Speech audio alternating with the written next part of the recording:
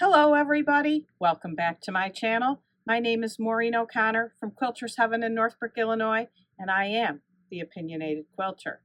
Today's episode, number 88, is everything you need to know about half square triangles. Before we get to that, I want to show you two finished quilt tops that I have behind me here.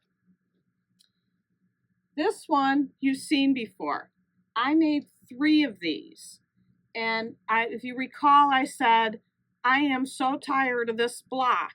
And that happens in quilting. That's why a lot of us move from project to project, so we do different things.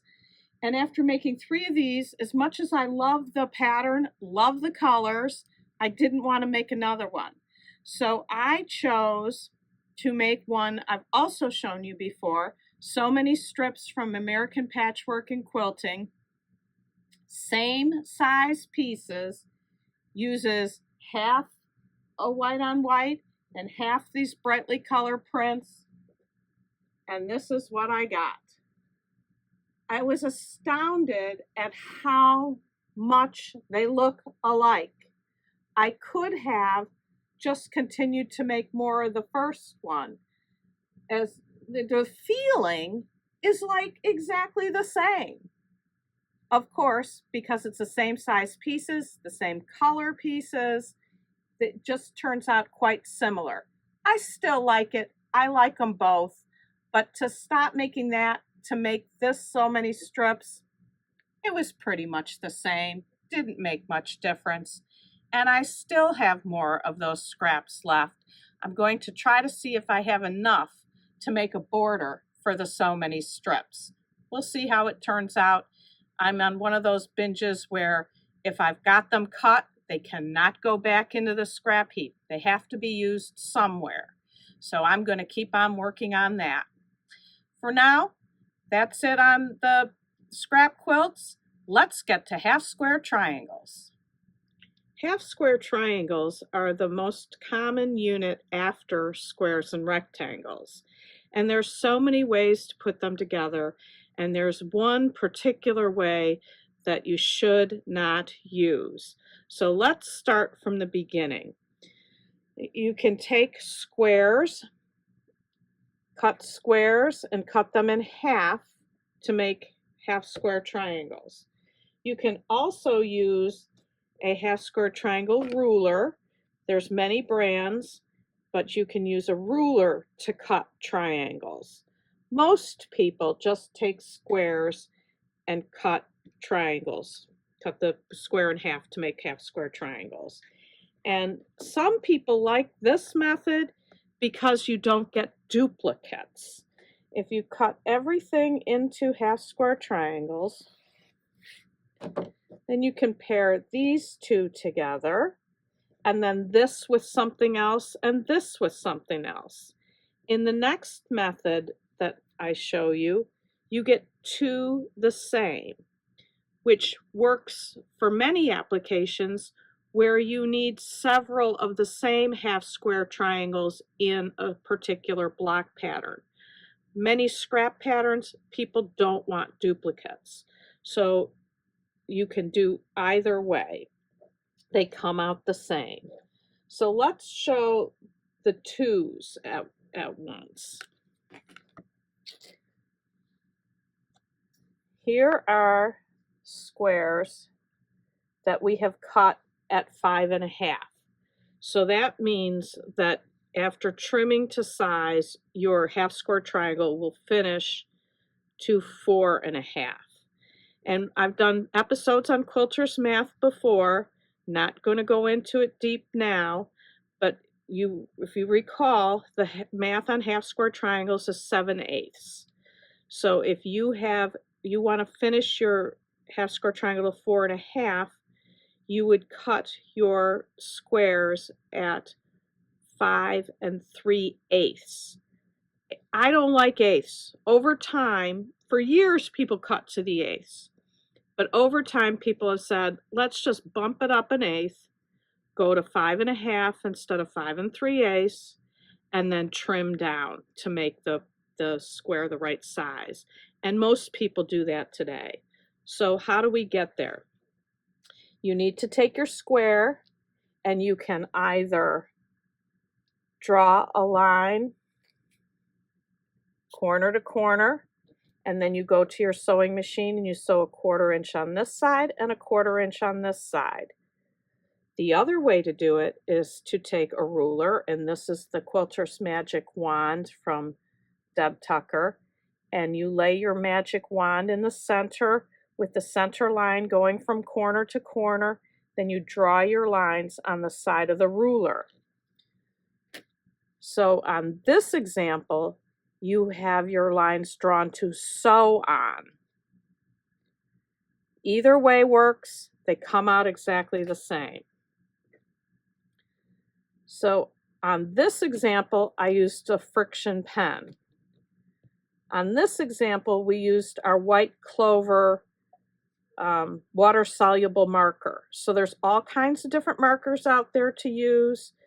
Use whatever you like. People use a regular pencil. People use air erase, water-soluble like this one. I think Eleanor Burns even uses a Sharpie, a permanent marker Sharpie, because it's not going to show. So whatever you like, use what you like. So now this one's been sewn on the lines, and this one has been sewn a 1/4 inch from the center line. And you end up with, from each set of 2, you get 2 half square triangles. Excuse me, from each pair of this, you get 2, because you're going to cut it in half. So once you cut it in half, this is what you get. So you get 2 of these from this. So that's where you get the duplicates that some people don't care for. That's another method. So now let's move on to the method that I don't care for. And I'm going to show you why. This is the method that you've seen on many YouTube videos where you are instructed to sew all the way around. Now, what's the difference from these where you sewed here? Here you are sewing on the straight of grain. Here you are sewing on the bias edge. So after you sew around here, you are instructed to cut these pieces apart. And yes, you do get half square triangles here. But what has happened? You have, this is sewn on the straight of grain, and you have bias edge, bias edge, bias edge, bias edge. Why do you care about that? Because it stretches. Look at that. Just easy pull. You don't want your blocks to look like that. On the blocks that we did before, that are sewn on the bias and leave the straight of grain on the outside, I'm pulling. It's not pulling at all like this. These are just not stable pieces for your quilt project. So to me, I don't care how famous the person is who's telling you to do it. Just don't. It's just a bad construction method. I just saw it again on Instagram this past week on a art gallery fabric posting. And I just cringe every time I see it, because bias is not your friend. If you have to pull bias edges to make pieces fit, then something's cut wrong. There's some error you have that you should fix before you continue on. Let's move on to the next method now. These were 4 at a time with the bias edges. You can also do 8 at a time.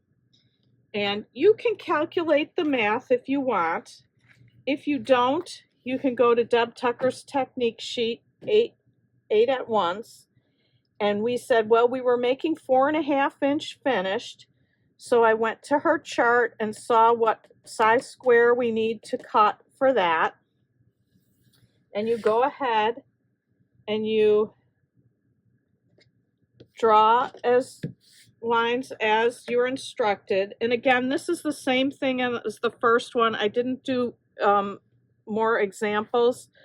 You can either draw the line in the center and then sew on either side of the line, or you can draw lines to sew on like we did before on either side. Now this is not quite long enough, so I think how we did it, we used a 24-inch ruler and laid it on top of here to measure from a quarter from the edge to here. But it's either way, however you like to do it.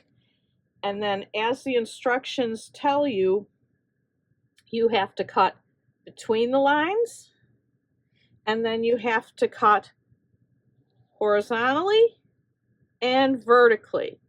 And then you get 8 of the same half square triangles at a time. So it's very, very efficient if you need several of the same half square triangles. So I think however you like to mark your half square triangles is up to you, but don't ever sew on the straight of grain and leave the bias edges showing. That's today's episode. If you liked it today, please like, share, and subscribe. And until next time, happy sewing.